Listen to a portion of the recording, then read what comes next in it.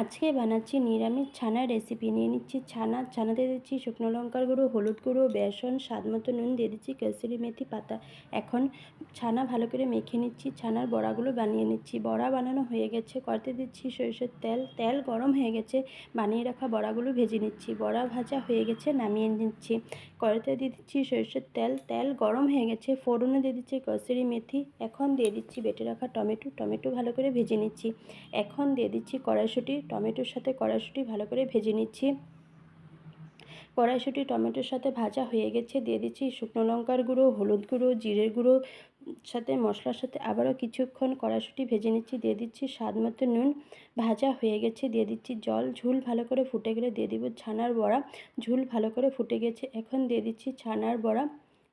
ছানার বড়াগুলো দিয়ে আবারও কিছুক্ষণ ফুটিয়ে নিব। নামানোর শেষে দিয়ে দিচ্ছি ঘি, দিয়ে দিচ্ছি কসুরি মেথি পাতা। নিরামিষ ছানার বড়ার রেসিপি হয়ে গেছে, নামিয়ে নিচ্ছি।